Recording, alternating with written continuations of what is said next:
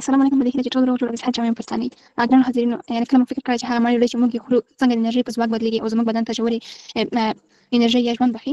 نن زه تاسو د بدن د یو حیرانوونکي سفر په بیان. سفر به له خولې پیل کېږي او تر وروستۍ شېبې پورې دوام لري. راځئ چې د هاضمې سیستم په دې زړه راښکونکې نړۍ کې یو ځل بیا سفر وکړو.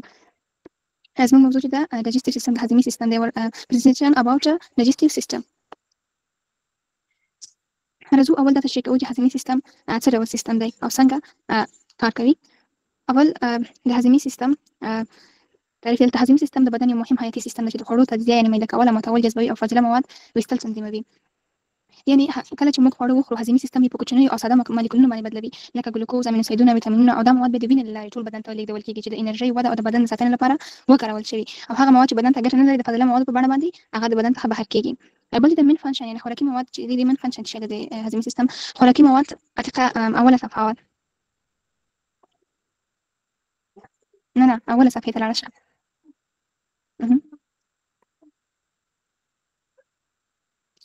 امین فنکشن خوراکي مواد کوچني ساده مالیکولونه باندې تجزیه کوي. دا مالیکولونه لکه ګلوکوز، لکه مخکې مې چې ویل، امینو اسیدونه او ویټامینونه د وینې لارې بدن ته انتقالېږي، یعنې ناست او غیر ضروري مواد له بدن څخه د فاضله موادو په شکل باندې بهر کېږي. دویمه صفحه.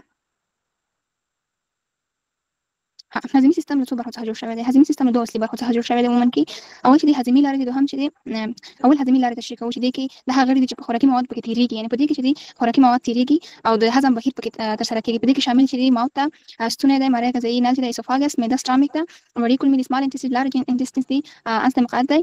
او ورځو دا تشریح کوو چې د څه ډول لکه مثلا کار کوي. اصلي هاضمي لارې له خولې څخه پیل کېږي. هلته خواړه په غاښونو میده کېږي او د لعاب سره ګډېږي. له خولې وروسته ستونی او مرۍ خواړه د معدې پر لوري وړي. معده خواړه د اسیدونو او انزایمونو په مرسته ماتوي. بیا وړې کولمې د غذایي موادو د جذب اصلي ځای دی. وروسته غټې کولمې پاتې اوبه جذبوي او فاضله مواد جوړوي او په پای کې مقعد د فاضله موادو د بهر کولو وروستۍ لاره ده. هغه اتراجنې دوهمه صفحه. بل چې دې کې مرستندوی غړي موږ ویلي وو چې دا چې د عموما په دوه برخو ویشل شوي دي، اصلي او مرستندوی غړي. اوس راځو مرستندوی غړي. دا کوم ډول غړي؟ دا هغه غړي دي چې د هضم سره مرسته کوي، خو خوراکي مواد پکې نه تیریږي. یعنې په دې کې خوراکي مواد نه تیریږي، یوازې چې په هضم کې مرسته کوي چې هغه کې د ورزیګر، پانکرانس او صفرا دي. یعنې دې کې مرستندوی غړي داسې چې ورزیګر چې د صفرا مایع جوړوي چې د غوړو ماتولو کې مرسته کوي. پانکرانس د پروټین، غوړ او کاربوهایډریټونو د ماتولو لپاره انزایمونه تولیدوي. صفرا چې د ورزیګر جوړ شوي صفرا ذخیره کوي او د اړتیا پر وخت کې وړو کولمو ته لیږدوي. دا درې غړي د هضم بشپړولو لپاره ډېر مهم دي. یعنې که څه هم په دې کې هغه چې ډوډۍ نه تیریږي، خو دا چې فقط د هضم په مرحله کې مهم رول لري. په انځور کې ښکاري چې اول د هضم لاره ماوث ده، ټیټ دی، ژبه ده. په دې کې شامل غړي ټول په انځور کې تاسو وینئ چې دې کې اسوفاګس، لیور او داسې نور غړي شامل دي. دویم نوبت چې دی په ډېرې بښنې سره دلته زه شفاخانه کې یم نو کوم نه شو کولی چې پوره ماده کې ورته ونیسم. دویم نوبت کوم سونیا فارمان ده، د خولې د هضم پیل. هغه اتقاجانې کوي زحمت بله دغه برخه د سونیا فارمان ده. سونیا فارمان شته؟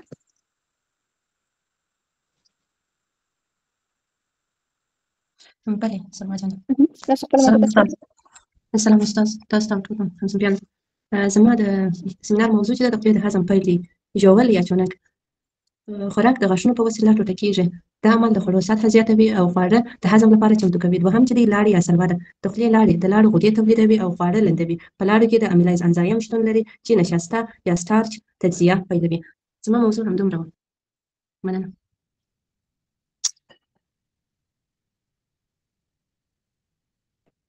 دا موضوع چې ده ستاسو موضوع فکر کوم د بله صفحه هم ده.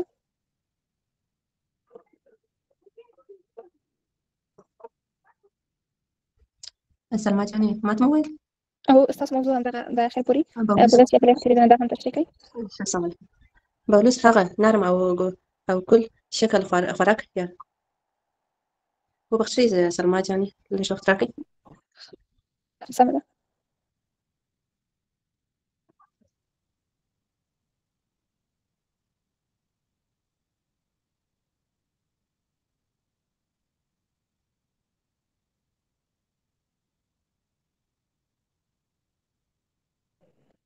دا موضوع به زه تشریح کوم. بولس چې ته ویل کېږي، بولس هغه نرم او ګل شکله خوراک یعنې موږ چې ورته شخوند وایو، مړۍ چې د ژولو او لاړې له ګډ عمل وروسته په خوله کې جوړېږي او تېرېدنې ته چمتو وي. یعنې مړۍ چې وي هغه چې کله موږ وژوو او تېرېدنې ته چمتو شي، یعنې هغې ته بولس ویل کېږي. یعنې ژول، لاړې، هغې نه وروسته بولس یا نرم ګوله چې مړۍ ته لېږدول کېږي. بله یا تېرېدنه چې ویل کېږي، بولس د ژبې په مرسته ستوني ته لېږدول کېږي. هلته اپیګلاتیس د تنفسي لارې بندوي تر څو خوراک د ساه لارې ته ولاړ نه شي او مستقیم مړۍ ته داخل شي. یعنې دلته موږ ساه لاره چې ده هغه د اپیګلاتیس په واسطه باندې بندېږي تر څو تنفسي لارې ته لاړ نه شي خوراک.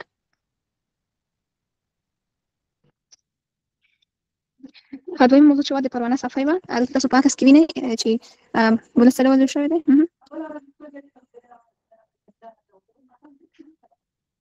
پروانه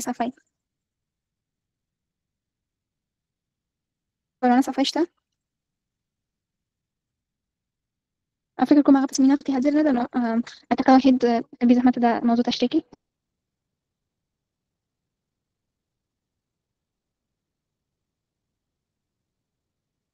استاد ما غږ اورئ؟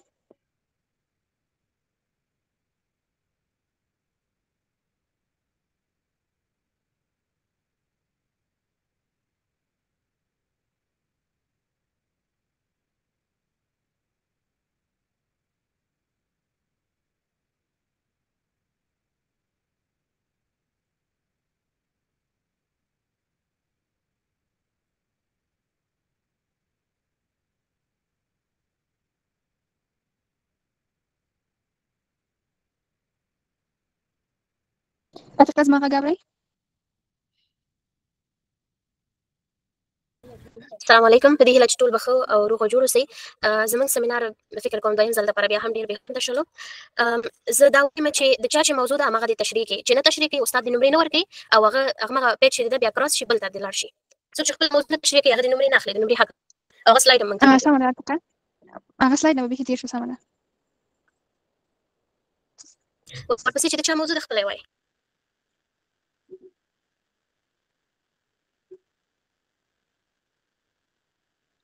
پروانه صفای نشته. زینب معیار موضوع د سټامک امیده. السلام علیکم محترمه تاسو ته او ټولو همصنفیانو ته. زما د پریزنټیشن موضوع چې د سټمیک یا معده ده. اول وایي چې خپله معده چې شی ده، معده تعریفوو. معده د هاضمي سیستم یو مهم غړی دی چې د خوړو او هضم ترجیحي مرحله پکې ترسره کیږي. یعنې کوم غذایي مواد چې زموږ بدن ته اول داخليږي د معدې له طریقه د هغه د هضم او ترجیحي مرحله سرته رسیږي. او د معدې مهمې برخې او د هغه دندې کومې دي؟ لومړی هم د کارتیا برخه ده. دا د معدې سر برخه ده چې له مرۍ څخه خوراک یا غذایي مواد دلته داخليږي. یعنې کله چې معده ختميږي، مرۍ ختميږي، د معدې لومړنۍ برخه د کارتیا په نامه سره یادېږي.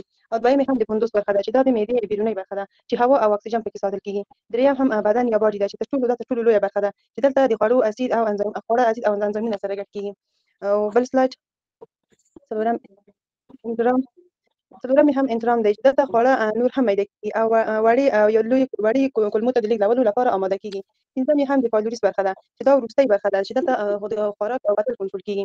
شپږم هم د پایلوریک اسفنکتر برخه ده. دا عضلاتي وال دی چې خوراک یا غذا معدې نه وړې کولمې ته په ډېر کم مقدار سره لیږدول کیږي. او بل سلاید د معدې دیوالونه. د معدې دیوالونه دي. د معدې دیوالونه اول هم داخلي پوښ اسید او انزایمونه تولیدوي. دویم هم د منځني پوښ عضلات لري چې خوراک سره ګډېږي. او دریم هم د منځني پوښ عضلات د خود به هم وو. او دریم هم چې دا بهرنی پوښ دی چې معده له نورو غړو څخه جلا ساتي. او زما موضوع هم دومره وه بس. ستاسو موضوع بشپړه شوه. مننه. اوس هم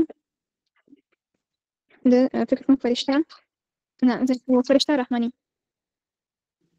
سلامونه ټول ته، شپه مو بخیر. زما موضوع د وړو کولمو په اړه ده. کولمه د هاضمي سیستم اوږده او مهمه برخه ده چې غذا پکې هضمېږي او جذب کېږي. دا شاوخوا 6 متره اوږده ده او 3 اصلي برخې لري. لکه اول دونیم چې د کولمې لومړۍ برخه ده 30 یا 25 سانتي متره اوږده ده. دلته د ځګر، صفرا، پانکراس او انزایمونه راوځي چې د پروټینونو او کاربوهایډریټونو هضم دلته پیل کېږي.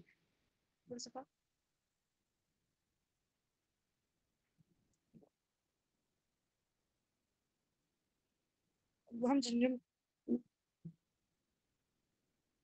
جزونیوم دی چې دا منځنۍ برخه ده چې غذایي مواد لکه شکر، امینو اسیدونه او ویټامینونه پکې جذبېږي.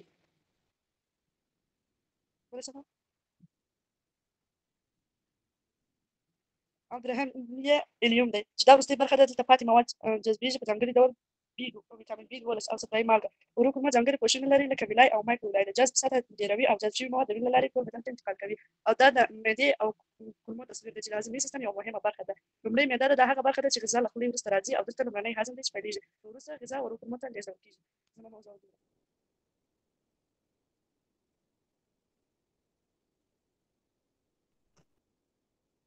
مننه. اوس د خاطره شینواري نوبت دی. لارج انتستینز خاطره شینواري شته؟ فکر کوم خاطره شینواري نشته په صنف کې. هل دې سلاید څخه تېرېږو؟ فارمینه طيب من نشطة بسنتي في موضوع دیگر أها تقبل موضوعي رأيك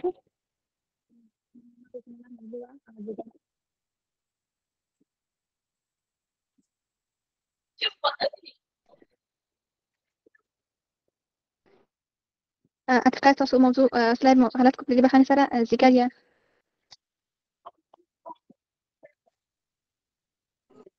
دې څخه مې یو صفحه پاس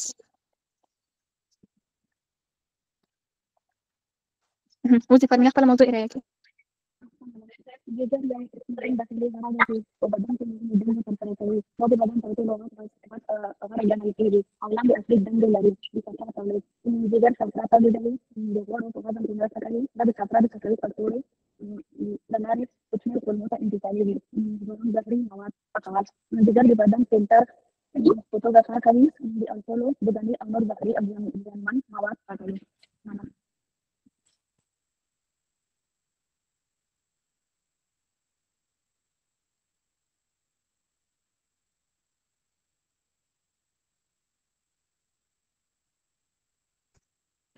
همدې پسې هم نوبت د نصیبه ایقاظ دی نصیبه ایقاظ شته په صنف کې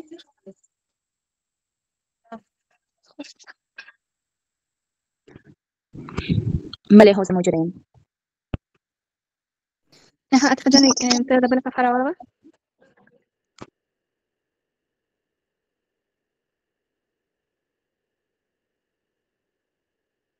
نصیبه جان تاسو خپل موضوع تشریح کړئ سلام ډېر مننه د ټولو مخکې السلام علیکم ورحمت الله وبرکاته خپل ګران استاد او محترم ګرانو همصنفیانو ته زما موضوع چې دا هغه پانکراس دی پانکراس مخکې له دې چې موږ د پانکراس په اړه خبرې وکړو باید اول وپېژنو چې پانکراس څه ته وایي پانکراس یو اوږده فلز هغه ده چې د انسان په خېټه کې د معدې تر شا موقعیت لري دا هغه ده چې د دوه مهمې دندې لري اول خارجي وظیفه او یا هم هضمي وظیفه ده دا وظیفه چې د پانکراس دی د هضمي انزایمونو تولیدوي چې په کوچني کولمو ته انتقالېږي او د خوړو هضم کې مرسته کوي دا انزایمونه چې په درې ډوله دي یعنې پانکراس د هضم لپاره درې ډوله انزایمونه تولیدوي اول چې دی امیلاز دا انزایم چې په خوړو کې نشایسته تجزیه کوي او بل لایپیز دی چې په خوړو کې غوړ تجزیه کوي او تریپسین چې دی هغه په خوړو کې پروټینونه تجزیه کوي دوهم سلاید هیله کوم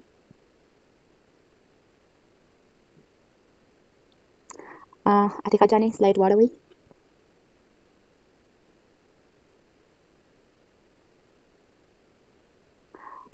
زه سکرین نه لرم عتیقه جانې ماته نه ښکاري ټولې نه لري سکرین و خو اوس ورک شو بیخي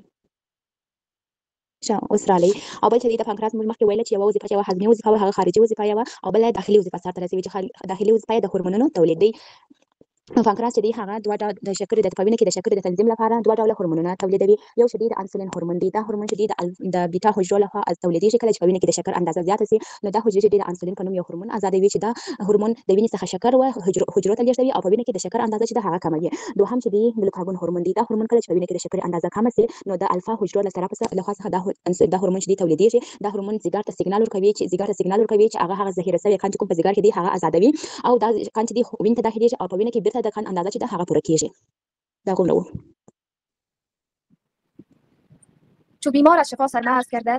چو بیمار از شفا سرمست گردد طبیب از فرط شادی مست گردد خدا شفا و این خود افتخار است که دست با خدا هم دست گردد با هر سلام خدمت همه شما حضار گرامی امیدوارم خوب و صحتمند باشین خوشحال هستم که امشب دوباره این شانس دارم که یک سمینار دیگه برای شما ارائه کنیم ولی سمینار امشب خیلی یک سمینار مهم است برای همگی و امیدوارم موضوعات را که برای همه شما مفید واقع شود کوثر پیرزاده هستم نماینده گروه پیشتازان و امشب قرار است موضوعی را که قرار است برای شما ارائه کنیم یک موضوع مهم که موضوع ما ریپروداکتیو سیستم یا هم سیستم تکثری یا تولید مثل است و این موضوع قسمی که همه ما میفهمیم هم از نگاه اسلامی و هم از نگاه عقود جهانی خودش داره اهمیت خاص میباشد برام خداوند بخشنده و مهربان آغاز میکنیم میایم اول روی عناوین فاطمه جان اگه اسکرین تا بزرگ بسازی یا لندسکیپ بگیری صحیح میشه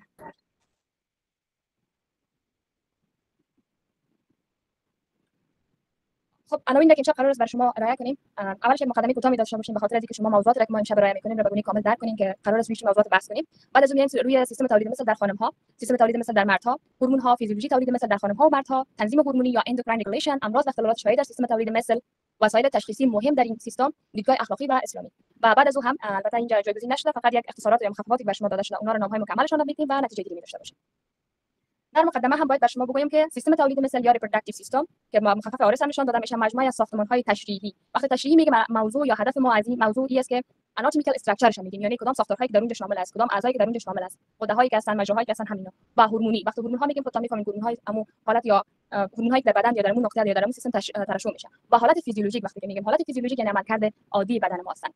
قبل از همه چیز که ادامه بهتون می‌خوایم براتون بگویم که برای ما قابل‌ها خیلی مهم است که بفهمیم ولادت طفل به دنیا آوردن کاملا یک حالت فیزیولوژیک است. ما یک چیز را در تبابت داریم، یک مضمون به نام پاتولوژی، علم مرض شناسی. وقتی که یک سیستم ما درست کار نمیکنه، فعالیتش به گونه عادی انجام نمیده، ما برش میگیم که حالت پاتولوژیک یا مرضی است. ولی که به دنیا آوردن یک طفل و یا هم امی که شخص تولید مثل میکنه، این حالت کاملا فیزیولوژیک است. وقتی چقدر که یک مادر در زمان زایمان خودش درد میکشه، حالت فیزیولوژیک است. این چیزی است که خداوند خودش برای یک طرف مقرر کرده. حالت پاتولوژیک نیست، مرضی نیست. ولی اگر برعکس از میشه، طرف نمیتونه طفل به دنیا بیاره یا هر نوع مشکل دیگری که داره، چی مرد است چی خانم است، در این حالت او را به نام پاتولوژیک میگیم. اون زمان است به نام مرض شناسی میشه. ولی ولادت کردن از هر لحاظی که باشه حالت فیزیولوژیک است، کاملا یک حالت نرمال است و هر انسان باید به گونه نرمال انجام بده. و نقش اساسی در بقای نسل از طریق تولید گامت‌ها داشته باشند. القا هست، القا، بارداری و زایمان دارد. امشب در مورد یک از مهمترین سیستم‌های بدن که سیستم تولید مثل صحبت می‌کنیم. همونطوری که از نامش پیدا سیستم وظیفه داره که نسل بشر ادامه بدهد و بدون این سیستم هیچ انسانی به دنیا نمیاد. در بدن زن و مرد سیستم فرق می‌کنه، هم از نگاه ساختارشون، هم از نگاه وظایفشون و هم از نگاه هورمون‌هایی که در اون ترشح میشه. خب در سیستم تولید مثل در خانم‌ها، در وجود خانم‌ها این سیستم به دو بخش تقسیم میشه. یک بخش داخلیش هست، یک بخش خارجیش میباشه. در بخش داخلی شامل تخمدان‌ها یا اووریز درش میگیم. که تخمدان‌ها کجا هستن؟ همون جایی که تخمک‌ها در اونجا به وجود میآیند، تشکیل میکنن و در اونجا رشد میکنن، بعد از افراز میشن و همچنین هورمون‌های استروژن در اونجا ترشح میشن. لوله فالوپ یا فالوپیان تیوب که میگیم مجرایی هستن که از اونجا تخمک‌ها خودشون میرسونن به رحم. و رحم یا یوترس کجاست؟ محلی است که در اونجا خانم باردار میشن و نوزاد در اونجا به وجود میاد. باید بگویم که وقتی ما میگیم تخمک‌ها افراز میشه، زمان تخمک افراز میشه اگر در زمانش مثلا 24 ساعت است القا صورت میگیره، در این زمان تخم قابلیت از داره که تخمک مثلا تخمک رسیده است القا در صورت بگیره و بدون هیچ مشکل خانم حمل میگیره. اما در صورتی که القا صورت نمیگیره پس تخمک ضایع میشه و همین است که سایکل پریود در هر ماه در خانم‌ها یا قاعدگی به وجود میاد. محول یا واژینا راه ورود اسپرم و همچنین راه خروج نوزاد در وقت تولد است. بخش خارجی لبه‌های بزرگ و کوچک و کلتورس و دهانی محول میباشه. در اینجا ما از نگاه شکل ظاهریش هم می‌بینیم که کدام بخش‌هایی در اینجا شامل هستند که خود رودی کوچک به مرکز وصل میباشه که مجرای جداگانه نداره و لبه بزرگ و لبه کوچک و کلتورس هستند. چیزی در مورد کلتورس باید در شما بگویم است که در وجود یا در دهانه خارجی یا در بخش خارجی خانم‌ها در سیستم تولید مثلشان کلتورس از جمله حساس‌ترین نقطه بدن خانم میباشه، دارای 8000 پایانه‌های عصبی میباشه. یعنی حساس‌ترین نقطه امی کلتورس میباشه. سیستم تولید مثل در آقایان در بدن مردها بخش‌های مهم این سیستم عبارتند از بیضه‌ها یا تستس میباشه که اسپرم‌ها و تستوسترون که اسپرم و هورمون تستوسترون تشکیل میدن و در مردها فقط یک هورمون است که همون تستوسترون میباشه. واستفراس یا ویدی او میتونه بگیم یک مجرایی است که از اونجا اسپرم انتقال پیدا میکنه. غده پروستات و پیجی و همچنین سیمینال ویسیکال میباشه. اینا هر دویشان حالتی هستند که منی تولید میکنه، ولی که اصل کار یا اصل نام ما به زبان دری وقتی ترجمه میکنیم یا نامی که ما در زبان دری داریم غیر از نام که در ترمینولوژی طبی ما میخوانیم میشه سیمینال ویسیکال که اصلا مایع منی تولید میکنه، ولی غده پروستات مایع تولید میکنه که از اسپرم محافظت میکنه. اما مایع منی برش گفتم میشه گفت ولی دقیقاً خود مایع منی نیست که از اون طریق مادر باردار میشه. آلت تناسلی هم پنیس برش میگیم که اسپرم از این طریق به بیرون افراز میشه یا خارج میشه. و شکلی که در اینجا می‌بینیم در هم سیستم تولید مثل زن هستن و هم سیستم تولید مثل مذکر هستن که تمام قسمت‌های گردی شامل هستن. در یک گفته شده که در خانم‌ها امور رحم است، لوله فالوپ هستن، تخمدان‌هاش هستن، واژن هست و همچنین در مردها که سیستم تولیدی مثل در مردها غده پروستات هست که سیمنیشان هست، آلت تناسلی و بیضه‌ها و مجرای ادرارشان میباشن. موضوع بعدی ما هم از هورمون‌ها و هورمون‌ها را مربوط میشه به خالد جان عزیز که رشته سخن واگذار میکنه به خالدی عزیز که اونها تشریح کنن. بونوسان زید. سلام خدمت تمام ممثلین و خدمت استاد محترم. بسم الله الرحمن الرحیم. هورمون‌ها پیام‌رسان‌های شیمیایی بدن هستند. بدن ما برای کنترل سیستم تولید مثل از هورمون‌ها استفاده می‌کند. استروژن و پروژسترون دو هورمون جنسی زنانه هستند که نقش بسیار مهمی در زنان دارد. تستوسترون یک هورمون جنسی مردانه است اما در بدن زن‌ها هم به مقدار کم وجود دارد. LH یا لوتینایزین هورمون، این هورمون توسط غده هیپوفیز در مغز ترشح می‌شود و نقش مهمی در تولید مثل در هر دو جسم هم زن هم مرد دارد. FS یا فولیکل استیمولیتینگ هورمون یک هورمون مهم است که از غده هیپوفیز ترشح می شود و در تنظیم عملکرد نقش دارد و در زنان باعث رشد فولیکل ها در تخمدان ها و آماده سازی تخمک برای تخم گذاری می شود و در مردان باعث تحریک بیضه ها برای تولید اسپرم استفاده می شود. فیزیولوژی تولید مثل در زنان. فاطمه جان یک کمک اسکرین کلان کنی. اوجنیس تشکیل تخمک در تخمدان‌ها چرخه قاعدگی تحت کنترل LH FSH استرون و پروژسترون است. تخمک‌گذاری رهایی تخمک در روز 14 چرخه. القا معمولا در قسمت اموپالیایی لوله فالوپ صورت میگیرد. در مردان اسپرماتوژن تولید اسپرم در بیضه ها تحت تاثیر FSH و LH تستوسترون مسئول بروز صفات ثانویه جنسی مردانه، LH هورمون لوتین کننده تحریک سلولهای لیدینگ برای تولید تستوسترون و FS هورمون تحریک کننده فولیکول تحریک اسپرم سازی می شود و نوبت بانو وافر است. سلام وقت بخیر خدمت استاد محترم و همچنین مؤثرین گرامی. امید که روز به خوبی سپری کرده باشین و در قسمت تنظیم هورمونی یا اندوکراین رگولیشن صدای ما دارین؟ بله داریم مساج. خب در قسمت اندوکراین رگولیشن ما در این قسمت اول همراه هورمونا آشنا میشیم، بعد منبع ترشح اونها و بعد نقش اونها که چه نقشی رو ایفا میکنن. در قسمت اول FSH یا تحریک کننده فولیکول، خود این هورمون منبع ترشح از قطعه هیپوفیز قدامیه، یعنی از هیپوفیز قدامی افراز میشه و نقش از در خانم ها تحریک تخمدان و در آقایان اسپرم سازیه. LH منبع ترشح از هیپوفیز قدامیه، در تخمک گذاری و تولید تستوسترون نقش مهم داره و هورمون استروژن منبع ترشح از جایی که از اونجا افراز میشه تخمدانه و نقش از رشد اندومتر. حالا خود اندومتر لایه داخلی رحمه که در طی چرخه قاعدگی ضخیم و نازک میشه و در دوران بارداری نیز همچنین تغییرات مهمی ایجاد مینه و همچنین این لایه نقش مهم در لانه‌گزینی و همچنین خود حفظ بارداری داره. وظیفه استروژن رشد همین لایه در داخل رحم میباشد و هورمون پروژسترون در داخل جسم زرد. حالا خود همین جسم زرد یک ساختار موقتیه که در تخمدانه که پس از تخم گذاری، یعنی زمانی که تخمک از فولیکول آزاد میشه و تشکیل میشه، به وجود میاد که این ساختار می قدرت باعث میشه که هورمون استروژن و پروژسترون ترشح کنه. جسم زرد گفتم جسم موقتیه که زمانی وجود میاد که فولیکول اسپرم خود به تخمک رسانده باشه و نقش از چیه؟ حفظ بارداریه، یعنی در زمان بارداری مثلا نموجنین حفظ میسازه. هورمون تستوسترون منبع ترشح از در بیضه‌های و نقش از صفات جنسی مردانه و میاد سر امراض و خلالات شایع سیستم تولید مثل در زنان سندروم تخمدان پلیکیستیک. اما تو که از اسم معلوم میشه پلیکیستیک یعنی خود از تعداد زیادی از کیست های در این بیماری های سندروم خود از بالای تخمدان های بزرگ محتوای تعداد زیادی از کیست ها به وجود میاد که باعث نازایی که ناشی از عدم تخم گذاری میشه. به خاطر چی تخم گذاری نمیشه؟ به خاطر که کیست ها بالای تخمدان های بزرگ قرار گرفته. بعد از اندومتریوز، خود بیماری اندومتریوز گفته امون لایه‌ای که ما گفتیم داخل رحم اندومتر داخل رحم وجود داره. اندومتریوز باز امون لایه اما خارج از رحم وجود داره، لایه‌های ضخیم یا نازکی که خارج از رحم وجود داره و باعث درد یا مثلا در دوران قاعدگی خونریزی شدید و غیره میشه. بعد بیماری التهاب لگنی. در التهاب لگنی بیماریه که خود لگن در قسمت فوقانی از عفونت ایجاد میشه که قسمت فوقانی از شامل رحم، لوله‌های فالوب و تخمدان. خود تمام این اجزایی که نام گرفتیم در داخل لگن که در این بیماری تمام این اجزا شامل دچار عفونت میشه. و بی‌نظمی قاعدگی، همونطور که از اسمتون معلومه آمونوره عدم قاعدگی، یعنی قاعدگی بند میشه، باعث بندش قاعدگی میشه که در خود خانم‌ها باعث درد، مثلا به هم ریختگی هورمون‌ها یا کاملا هورمون‌ها از به هم میریزه، دچار افسردگی و غیره میشه. و دیسمنوره درد شدیده، یعنی قاعدگی داره و سیکل عادت ماهوار هست اما همراه با درد شدید. در مردان ناتوانی جنسی، همونطور که از اسم مشخصه، یعنی به خوبی نمیتونه که اونها مثلا رابطه جنسی پیش ببره. و بزرگی خوشخیم پروستات. بزرگی خوشخیم پروستات یک بیماری شایعه که در افرادی که سن از اونها نسبتا بالای وجود میاد که در از بیماری مو قطعه پروستات بزرگ میشه اما خوشخیمه، یعنی مثلا نمیتونه بگوی که سرطان پروستات ربط به زون نداره. این بیماری میتونه علائم مثل تکرار ادرار، مشکل در شروع ادرار یا مثلا حتی شب ادراری هم در آقایان بشه که در درمان‌های مختلف برای مثلا گفته شده از جمله داروها یا جراحی و غیره وجود داره. و بعد نازایی، کمبود تعداد یا کیفیت اسپرم یا کیفیت از اونها کمه، یعنی اسپرم خود به تخمک نمیرسانه یا کمبود از اونها به تعداد کافی اسپرم به رحم نمیره که اونها بتونه تولید مثل کنه. بعد قسمت تولید مثل جنسی، در این فرآیند گفته در فرآیند تولید مثل انسان دو نوع سلول جنسی یا گامت درگیره، یعنی دو نوع خود سلول داره. سلول جنسی یکی از آقا، یکی از مثلا جنس مذکر، یکی از مؤنث. اگر این دو تا باشه تولید مثل انجام میشه، اما در صورت نبود یکی از این دو سلول هم نمیتونه که تولید مثل انجام بشه. گامت مذکر یا مو سلولی که از جنس مذکر اسپرم نام داره و گامت مؤنث هم عمو تخمکه که در حالت تفاعلی زمانه این دو تا به هم میرسه و این مرحله به نام فرتیلیزیشن یا مو القا فکر کنم معنی از میشه، به او اسم نامگذاری میشه. هنگامی که اسپرم خود به تخمک میرسانه و تخمک بارور میسازه، این به نام زایگوت یاد میشه یا زیگوت گفته میشه. خود زیگوت مرحله که همون اسپرم خود به تخمک میرسانه و تخمک بارور میسازه. در تولید مثل جنسی سلول های جنسی گامت های مذکر اسپرم از مؤنث همون تخمک که اینها با هم ترکیب میشه و یک زیگوت تشکیل میده که این فرآیند ما گفتیم به نام چی یاد میکنیم؟ به نام القا، که در از تولید مثل مثلا جریان میاد یا جنس جنین دوباره مثلا به وجود میاد و زیگوت خود از فرآیند تبدیل شدن و تکوین به جنین را طی میسازه. یعنی از اسپرم خود در فرآیند زیگوت اسپرم تبدیل به جنین میشه تا زمانی که تبدیل به نوزاد میشه و به دنیا میاد. تشکر، امیدوارم که تونسته باشم به خوبی ارائه کرده باشم. وقت شما بخیر.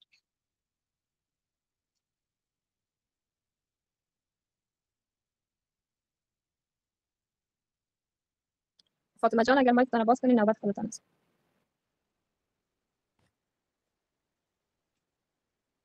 به نام خداوند بخشنده مهربان. سلام و عرض ادب خدمت استاد محترم و صنفیای عزیز.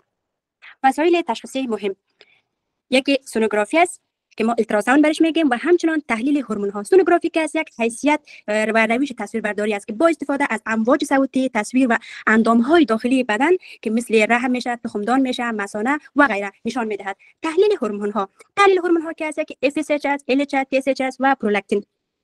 FSH چی است؟ FSH که است نشان دهنده توانایی تخمدان ها برای یک تخمک است. LH چی است؟ LH که است تنظیم تخمگذاری سطح بالای یک تخمک است که نشان میده که سندروم تخمدان یا پلیکستیک باشه.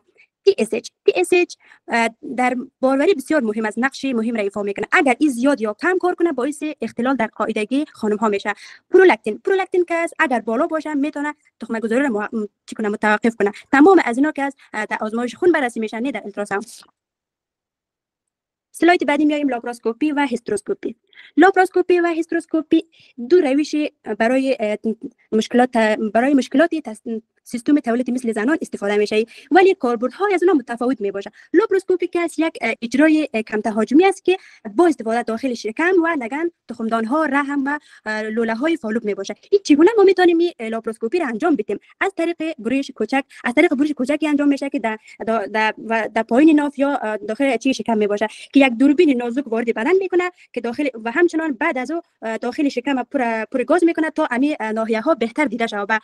دکتر صاحبای عزیز، به خاطر چی استفاده میشه؟ برای تشخیص یا تداوی کیست یا تخمدان ها استفاده میشه، چسبندگی ها استفاده میشه، نابرابری ها استفاده میشه و همچنان بررسی و دردهای لگنی یا مشکلات لوله های رحمی استفاده میشه. دیگه بعدش میایم هیستروسکوپی. چی است هیستروسکوپی که یک روش برای دیدن داخل رحم است. یکی از پولاروسکوپی که بود از طریق شکم میشد، اما یکی از طریق محبل انجام میشه. این چطور ما میتونیم انجام بدیم؟ هیچ بریش نیاز نداره. از طریق دوربین این دهانه رحم وارد میشه و داخل رحم میشه، بعدن با گاز یا مایع پر میشه تا ما دیوارها باز دیده شود. به خاطر چی استفاده میشه؟ برای بررسی خونریزی غیر طبیعی رحم، یافتن یا برداشتن پولیپ ها یا فیبروید میباشه و همچنان بررسی دیوارهای رحم قبل از VIF. دیگه تحلیل مایع منی برای مردان.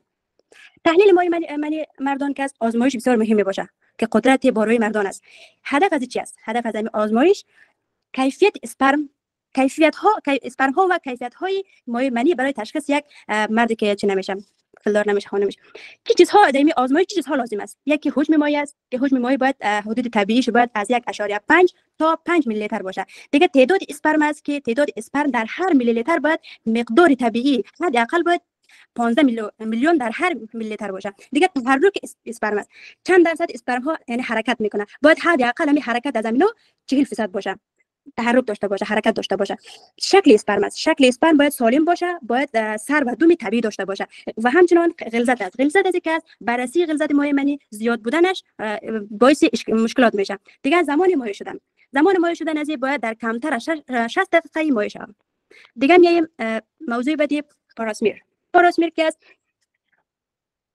پاراسمیر مربوط برای زنان می باشه که این تست ساده است اما بسیار مهم می باشه. این به خاطر چی استفاده میشه؟ برای تشخیص سرطان دهانه رحم و همچنان عفونت‌های پیش از سرطانی استفاده میشه. پاراسمیر خودش چی است؟ پاراسمیر یک آزمایش است که با نمونه‌گیری از سلول‌های دهانه رحم، قسمت انتهای رحم که به واژن باز میشه، این دکتر میبینه. این سلول‌ها دکتر میبینه که آیا این سلول‌ها طبیعی است یا پیش از سرطانی میباشه. و همچنان یعنی چی زمانی باید انجام شود؟ هر 3 سال یک بار خانم باید معاینات انجام بده که از سنش از 21 تا 65 باشه. دیگه میایم موضوع سلاید بعدی از دیدگاه اخلاق و اسلامی. در قرآن کریم آمده است ثم جعلنا نسله من سلاله من ماء مهین. سوره سجده می باشه آیه 8. یعنی سپس نسل انسان را از نطفه پس قرار دادیم. خلقت انسان با هدف و بر مبنای حکمت الهی است. استفاده از تکنولوژی های تولیدی مثل باید مطابق موازین اخلاقی و شرعی باشه. خلقت انسان نشانه های از قدرت و حکمت خداوند متعال است. انسان از خالق آفریده شده و به وی روحی به جانب پروردگار دمیده شده. خداوند انسان ها را با عقل و اختیار احساس آفرید تا در زمین خلیفه باشد. هدف از خلقت انسان شناخت خداوند و بندگی او است. انسان موجودی است که بین جسم خاکی و روح آسمانی قرار دارد. سلاید بعدی میایم دیدگاه اخلاقی و اسلامی. در سوره مؤمن آیات 12 و آیات 14 آمده است. ولقد خلقنا الانسان من سلاله من طین ثم جعلنا نطفه من قرار مکین. معنیش است خداوند انسان ها را از نطفه در جایگاه محفوظ یعنی رحم مادر قرار داد و مرحله به مرحله این رشد انجام داد، مثل نطفه، علقه، مضغه و غیره. این آیات به ما نشان میده که حتی قرآن کریم به مراحل تحقیق شده که جنین به مراحل جنین اشاره کرده که امروز علم طبابت نیز آن را تایید میکنه. سلاید بعدی میم اختصارات مهم. اختصارات مهم RS است که تولید مثل می باشه، FSH است که تحریک کننده فولیکل ها می باشه، LH است که هورمون های لوتینه کننده می باشه، FT است که لوله های فالوب می باشه، UT است که رحم است، VA است محبل است، CX است دهانه رحم می باشه، ED است آناتومی جنسی می باشه، BPH می باشه که بزرگی خوشوخیم پروستات است، PCOS می باشه که سندروم تخمدان پلیکستیک است و همچنان PID التهاب لگنی است، USG است التراساوند یا سونوگرافی. میایم نتیجه گیری. ما چی نتیجه میگیریم از این سمینار؟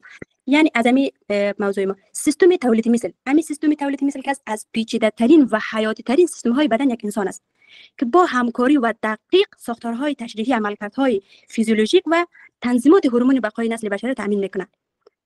آگاهی از سیستم برای محصلین علوم صحی ضروری میباشه و همچنان به قابل صاحب است. تشکر از توجهتان. اگر سوالی باشه در خدمت هستیم.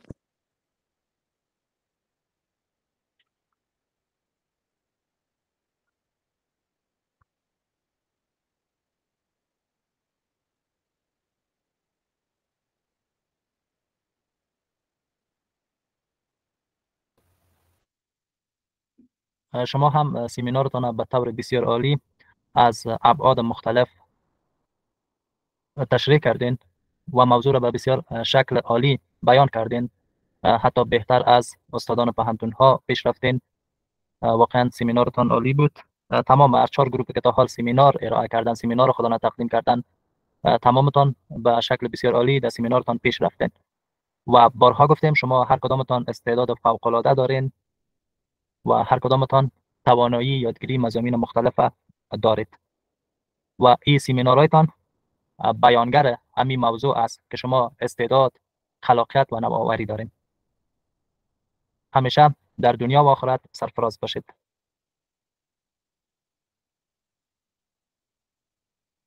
استاد محترم میبخشین ما یک ویدیو هم داشتیم، اگر وقت باشه پلی کنیم. پلی کنید. شما گپ نزدین باز من شروع کردم فکر کردم خلاص شد. خواهش میکنم استاد. این کس عملیه لاپروسکوپی و هیستروسکوپی میباشه. تقسیم انجام میشه.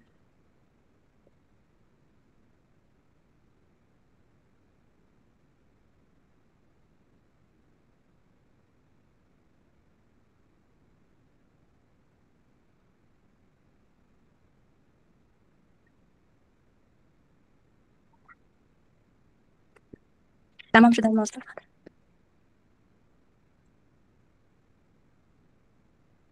به طور عالی تقدیم کردین. خب اگر سوال دارید، نظر دارید، انتقاد دارید، پیشنهاد دارید درباره درس هایتان میتونید بگویید.